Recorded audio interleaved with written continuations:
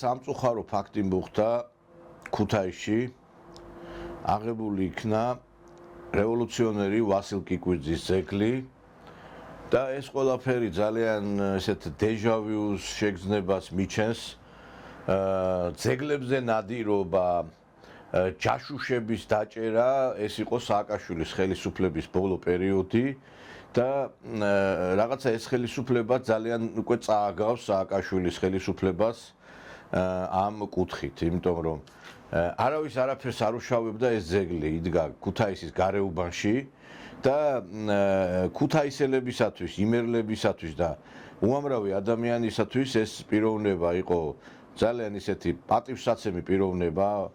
ვასილ კიკვიძე ბევრმა არ იცის 1918-17 წლებში ბრძოლობდა წითელარმიელთა რიგებში უკრაინაში გერმანელი ოკუპანტების წინააღმდეგ და ასევე თეთრების წინააღმდეგ იყო ის ერთ-ერთი გამორჩეული ფიგურა და თავად აი ეს ლიბერასტებიც კი აღნიშნავენ იმას, რომ ძალიან ისეთი დიდი პოპულარობით სარგებლობდა ეს ადამიანი მაშინ წითელარმიელთა რიგებში და ეს არის ისტორიის განუყოფელი ნაწილი.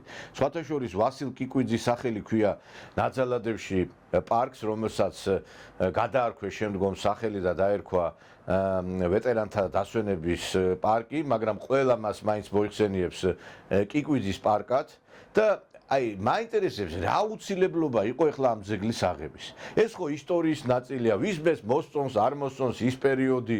აი შეიძლება ესეთი რაღაცა გაკეთდეს ხალხო. სააკაშვილმა ხელი არ მოკიდა ამ ძეგლს და თქვენ რატო გამოიჩინეთ თავი? და გეტყვით მე რატო გამოიჩინეთ თავი? ეხლა მიდის დათბობა უკრაინასთან ურთიერთობის და უკრაინელებთა გულის მოსაგებად გაკეთდა ეს ყველაფერი, იმიტომ რომ დღეს ფაშისტებს თაყვანსცემენ უკრაინაში, ანადგურებენ წითელარმიელების ძეგლებს და ერთ-ერთი ახლა შეხვედრა რო იქნება ალბათ უმაღლეს დონეზე იტყვიან რომ აი ჩვენ ის კაცის იმ კაცის ძეგლი ჩამოხსენით რომელიც თქვენს ტერიტორიაზე ეს იყო მეგობრებო როვნოსა და დუბნოს ტერიტორია სადაც ასევე სხვა ტერიტორიები სადაც იბრძოდა ეს გერმანელების წინააღმდეგ და იტყვიან რომ აი ჩვენ ეს ძეგლი ავიღეთ. ეხლა ესენი სვასტიკებით გამოდიან უკვე უკრაინელები და ნაცისტების ფორმებით დარბიან და რა თქმა უნდა მათთვის ეს იქნება სასიამოვნო ფაქტი. კიდევ ერთხელ ვიმეორებ, ეს არის გაუგონარი და აუხსნელი. სააკაშვილმა ვერ გაბედა კიკვიძის ძეგლის აღება ქუთაისში და რა ღმერთი გაგიწყრა თქვენ ასეთი რომ აი ეს ქმედება ჩაიდინეთ. ეხლა ლაპარაკობენ ჩვენო იქო ზვიად გამსახურდია ძეგლი უნდა დავდგათო და ხალხს შეურაცხყოფას აყენებენ. ეხლა ჩემთვის გასაკვირი არის ომარ ნიშნიანი ის წავიკითხე სტატუსი. თქვენს გულში გესობათო ეხლა აქ ზვიადი ძეგლი უნდა და ვინ არის წინააღმდეგი ეხლა მაინტერესებს რომ დაიდგა ზვიად გამსახურდია ძეგლი, მაგრამ ქუთაისში ტერიტორია არ არის რომ მანდამაიც იქ დადგმულიყო ეს ძეგლი. სხვა ტერიტორიაზე დაიდგას რა აუცილებლობა იყო მანდამაიც ვასილ კიკვიძის ძეგლი სადაც იყო იქ დადგმულიყო. ეხლა ამითი რა უნდა იცი რომ ვითომ ისე გამოიყვანონ ეს ხალხი ვინც კიკვიძის ძეგლის იქ დარჩენას გარკვეულწილად აი მომხრე არის რომ ვითომ ეხლა ეს ხალხი ზვიად გამსახურდიას წინააღმდეგი არის. რა სისულელი არის რა. ტერიტორია არ არის, ადგილი არ არის, თუ პარკი არ არის, თუ სკვერი არ არის, იქ რო დაგედგა თქვენ და რა თუ პატივსაცემთ ზვიად გამსახურდიას გარეუბანში რატო დგამთ? ცენტრში დადგით. ცენტრალურ ადგილას დადგით. და თუ პატივსაცემთ ასევე ზვიად გამსახურდიას საქმის გამოძიებას რატო არ ითხოვთ ბატონო ომარ და ასევე იმ ადამიანებს მინდა მივმართო რომლებიც ვითომ თავგამოდებული და ისეთი რაღაცა ზვიად გამსახურდიას ხარდამჭერები არის. რა შუაშია საერთოდ აქ ზვიად გამსახურდია აქ არის საუბარი ძეგლი რატო აიღეთ? ეხლა ვიღაცამ შეიძლება ისიც თქვას რომ გორში სტალინის ძეგლის ადგილას მერაბ კოსტავას ძეგლი უნდა დავდგათო და თქვენ რა მერაბ კოსტავას წინააღმდეგი ხართო. აი ესეთი რაღაცა სულელური თემები შემოგდება, რა საჭიროა ვერ ხვდები. ეს არ არის ჩვენი ქვეყნისათვის სასარგებლო. ეს არის ისტორიის შეურაცხყოფა. ეს ვასილ კიკვიძე პირტიტველა ბიჭი დაიღუპა. საქართველოს საწინააღმდეგო რამე გადადგა ვიღაცები იძახდნენ რა ისაო რა ქვია ეგრო ცოცხალი ყოფილიყო ახალგაზრდა მოკტა. წითელარმიელებს შემოუძღვებოდაო 21 წელში. რა საიდან მოგაქვთ ასეთი სისულელეები კიდევ ერთხელ ვიმეორებ. საიდან მოგაქვთ? საქართველოს პირიქით ინტერესებს იცავდა ის ადამიანი და ქართველი იყო და სხვათა შორის უამრავ ადგილას რუსეთშიც უკრაინაში ახლა გადაარქვეს რასაკვირველია იმ ადგილებს, სადაც კიკვიძის სახელი იყო, მაგრამ რუსეთში ძალიან ბევრ ქალაქებსა და დაბებში არის კიკვიძის სახელი. ეს არ არის საამაყო ქართველისათვის, კაცო? და ეს კაცი რა იყო, გერმანელ ოკუპანტებს ებრძოდა, გერმანელ ოკუპანტებს და იქ თეთრებს ებრძოდა. რა შუაშია აქ ახლა? და ისტორიული ფიგურა იყო.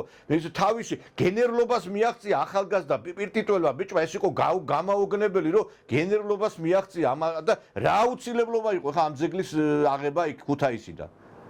და მე კიდე ახლა ძალიან უცნაური რაღაცები ხდება ჩვენს ქვეყანაში, მეგობრებო და ერთ-ერთი ასეთი უცნაური ფაქტი არის ის, რომ ახლა წავიკითხე ინფორმაცია, ესე იგი ბელორუსიის ნაკრების 21 წლამდე ნაკრების მწვრთნელმა მთავარმა მწვრთნელმა ვიტალი პავლოვმა გააკეთა განცხადება, რომ აიო საქართველოს ახალგაზრდული ნაკრებიდანო ველოდებოდითო ბოლო მომენტამდეო პასუხსო ამხანაგური თამაში გვეთამაშაო და არ გვაღირსეს პასუხიო და ნუ ბოლოს ეს შეხვედრა ჩაიშალა. მე ეხლა ანზორ მექვაბიშვილი არის ასეთი პიროვნება, რუმინეთის უნივერსიტეტიაში თამაშობს და ჩემპიონთა ლიგის თამაში იყო ბელორუსიულ გუნდსა და ვიტებსკისა და უნივერსიტეტიაში შორის და ერთ-ერთმა უკრაინელმა ფეხბურთელმა, რომელიც თამაშობს უნივერსიტეტაში და ამ ანზორ მექვაბიშვილმა ხელი არ ჩამოართვეს დემონსტრაციულად ბელორუს ფეხბურთელებს. ეხლა მე ამ მექვაბიშვილზე არაფერს არ ვიტყვი, არც განათლება აქვს, არც წიგნი არ წაუკითხე, არც რაღაცა იცის ამ ქვეყანაზე რა ხდება, ამას გონია ბელორუსია, რუსეთი ერთი და იგივე. შვილო და მინდა მე ფედერაციის ხელმძღვანელებს მივმართო. რაღაც ამ ფეხბურთელებთან ცოტა მუშაობა გაწიეთ, რომ ესე რო იქცევიან საქართველოს იმიჯს რო ლახავენ და თქვენც კიდე ახლა ამ რაღაცა ეგზოტიკურ ქვეყნებთან სპარინგებს ატარებთ და ბელორუსის ნაკრებთან ჩაგეტარებინათ შეხვედრა. ანემ მექვაბიშვილს უთხარით, ეხლა ამერიკის პრეზიდენტი დითირ ამბებსით ამკობს ლუკაშენკოს და სენატორები 6-7 საათი ყურყუტებენ იმიში, რა ქვია, ლუკაშენკოს კაბინეტში და ვინ ახარ თქვენ ვერ გავიგე ასე შეურაცხყოფას რო აყენებთ ამ ქვეყანა. ხელის არ ჩამორთვევა იმ გუნდისათვის, ეს არის ქვეყნის შეურაცხყოფა. უამრავი ტურისტი ჩამოდის დღეს მილიონობით ტურისტი ბელორუსიიდან, უამრავი ბიზნესი იხსნება. ბელორუსი არის ერთ-ერთი ქვეყანა, რომელიც ზეწოლის მიუხედავად მან არ აღიარა აფხაზეთისა და ცხინვალის დამოუკიდებლობა. რა გინდათ ვერ გავიგე ამ ბელორუსებისგან, ვერ გავიგე რა. მე მინდა რომ შესაბამისმა სპორტის სამინისტრომ პარლამენტში მიიღოს ეს გარკვეულწილად ეს ზომები და აუხსნას იმ ვიღაც ჭუათხელ ადამიანებს, რომ ესე მოქმედება არ შეიძლება. და ამ ფედერაციის საერთაშორისო განყოფილებაში კიდე ეს ნაციონალები, თავგამოდებული ნაციონალები რო არის, იმათ ცოტა ჭკუა ასწავლეთ კიდე რა, რომ არ შეიძლება ესე მოქმედებები. რომლებსაც უკრაინის დროშები აქვთ გამოფენილი, რა ქვია, თავიანთ კაბინეტებში. არ შეიძლება მეგობრებო ესეთი რაღაცა რა.